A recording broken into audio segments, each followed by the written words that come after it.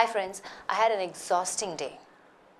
It's only the second week of the month and we have already exhausted our funds.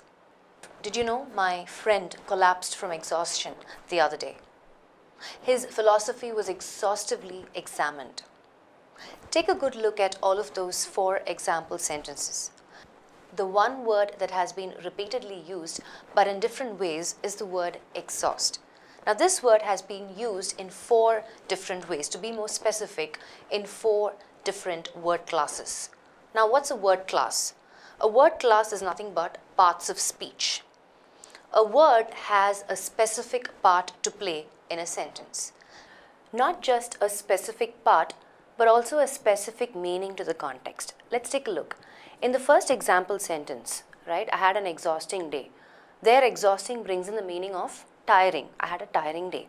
In the second example sentence, the funds were exhausted, right, meaning the funds were completely used up. In the third example sentence, right, my friend collapsed from exhaustion, meaning that, he just passed out. He was completely tired, drained of energy. And in the last example sentence, where it says that his philosophy was exhaustively examined, there exhaustively means completely or thoroughly examined. So we see that word classes bring in specific meaning to the context, but sometimes the meaning is retained, irrespective of which word class, and it just plays a specific function, like denoting the action as a verb, or answering the question who or what as a noun, or describing the noun as an adjective, or just answering the question how something is done, giving us more information about the action as an adverb.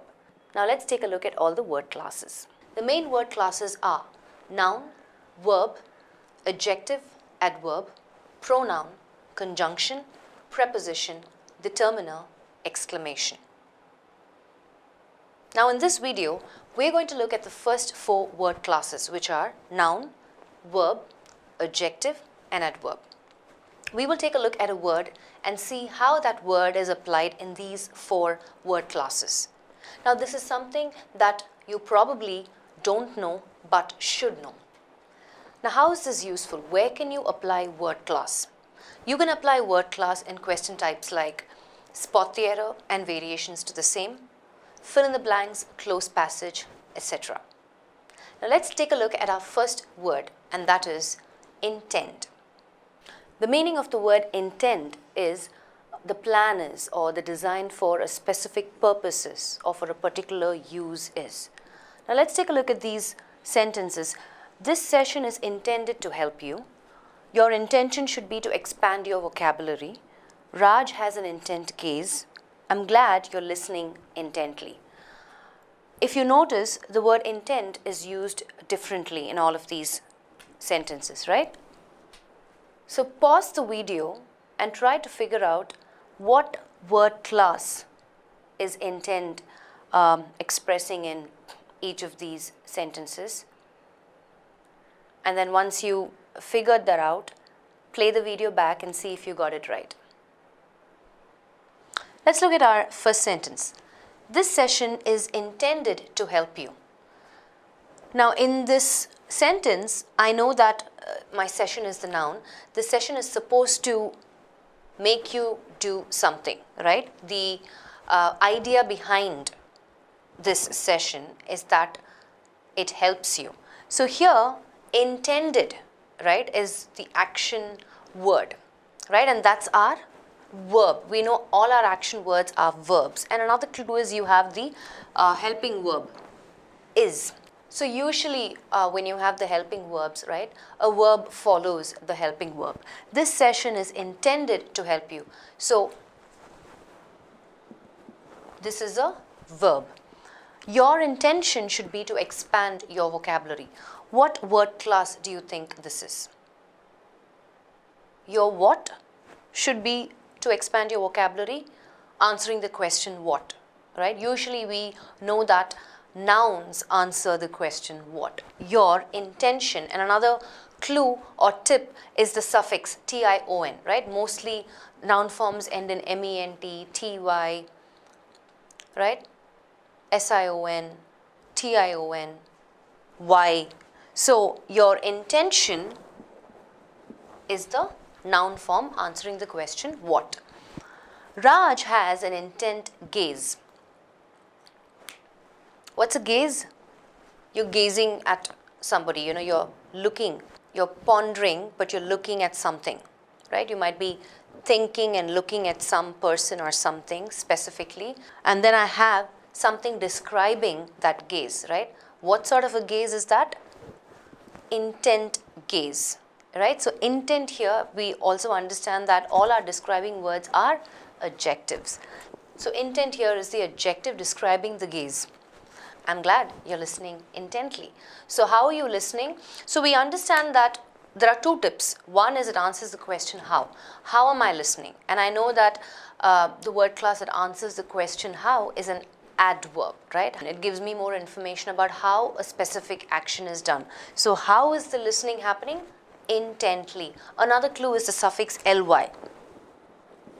Right? Usually adverbs end with the suffix ly. So that's another clue. So this word class is adverb, right? So did you see this word intend, how it's used as a noun, as a verb, as an adjective, as an adverb? We saw that. Now let's look at the meaning. In the first sentence, this session is intended to help you means the purpose of this session is to help you. Right? Your intention should be to expand your vocabulary means your plan should be to expand your vocabulary. So here,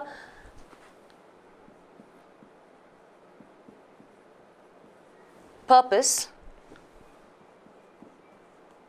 plan. Raj has an intent gaze, which means he's concentrating, firmly fixed gaze.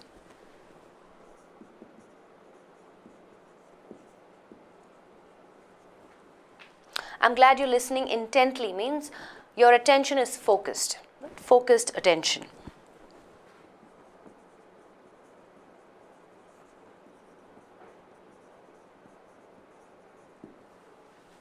Right? So we see that intent takes up different word classes in the context and brings us different meaning in the context as well. How about another word? Fascinate. Let's look at that word. Fascinate means I'm intensely attracted to someone or something, or I'm very interested in someone or something. Something has gripped my attention. I am spellbound. Let's read our example sentences. Ancient Egypt has always fascinated me.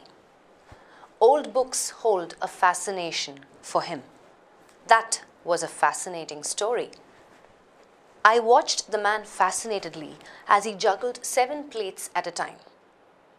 Take a couple of seconds and see if you can identify how this word fascinate takes up different word classes in these 4 example sentences. Which is the noun form, which is the verb form, which is the adjective form, and which is the adverb form. Let's see if you've got that right. Ancient Egypt has always fascinated me, has always done something to me. The action word is what is expressed here, right? So has always, remember I said the clue for you is you have the helping verb, right? Always is an adverb of frequency, right? Which is fine. Fascinated me here is the verb, the action word. Old books hold a fascination for him. Hold a what? Another example to identify a noun. Again, we have the suffix tion. Also, we have the article, indefinite article a. Usually, nouns are preceded by articles. Okay, so that's another tip for you. So, old books hold a what? Fascination. That was a fascinating story. Now, I did say that articles precede noun forms, but then again, you could have a describing word in between, right? Giving us more information about the noun. So, that was a story is our noun. What sort of a story? It was a fascinating story, right? So, fascinating here is without doubt our describing word, giving us more information about the story, and all our describing words are adjectives. So, fascinating here is an adjective. Okay, let's look at this. I watched the man fascinatedly as he juggled 7 plates at a time. So, watched is the action word, right? The verb, I'm watching, that's the action. How am I watching? Fascinatedly, right? So, giving me additional information about the action. How am I watching? Fascinatedly, and I have the suffix ly. So, we know that fascinatedly is our adverb form, right? So, there you go. Now, let's look at the meaning. Now, fascinate pretty much means the same in all of these 4 example sentences. Let's take a look. The first one, ancient Egypt has always fascinated me. Ancient Egypt has always interested me. Old books hold a fascination for him. I'm interested in old books. That was a fascinating story. That was an interesting story.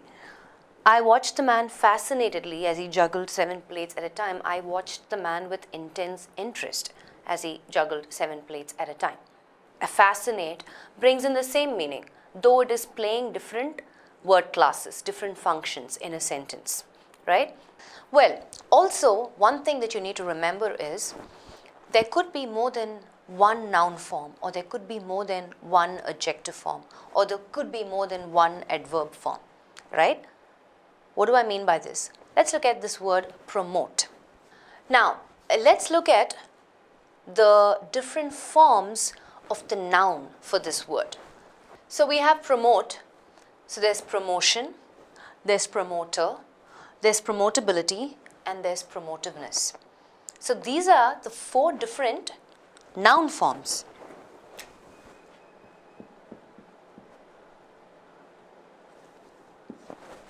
Right? Do you see what I'm saying? So let's look at this in a context. So if I say, in this example sentence, so I'm saying Raj has been given a promotion, right? Now please note that in this context, though I require a noun form, Raj has been given a what? I require a noun form, does not mean that all of the noun forms will apply, right? I can only apply this particular noun form in this context. I can't say he has been given a promoter, or I can't say he has been given a promotability. It doesn't make sense. So what you need to remember is, not only do I need to know the different word classes for a given word, I also need to understand that there could be more than one form for a given word class. And depending on the context, right, I need to choose the right form of the word class. Are you following? Are you with me? Let's look at the different adjective forms for this word promote. So these are the different adjective forms.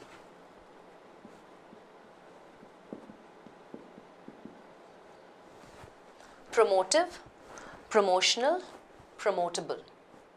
Guests have been given a specific promotional code, right? So just to put that in context, recollecting the first word that we saw, intent, right? I said Raj has an intent gaze, right? We said intent was our adjective describing the gaze. Another adjective form of the word intent would be intentional.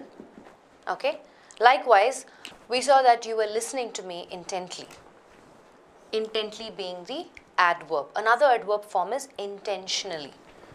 So basically what we're saying here is, learn the different word classes for a given word. Learn the different forms of each word class. And when you're applying it, or you want to understand the usage of the word in context, know what word class will apply, and at the same time, what's the right form of the word class to use to make absolute sense of the context, right? So that was word class for you. Hope you're able to take this and apply it while you practice, so you are able to identify errors pertaining to word class and spot the error, and identify the right answer options when it comes to fill in the blanks and close passage. Anyone who keeps learning stays young. That's my secret. Learn the right way and keep your mind young. I'll catch you guys in another lesson.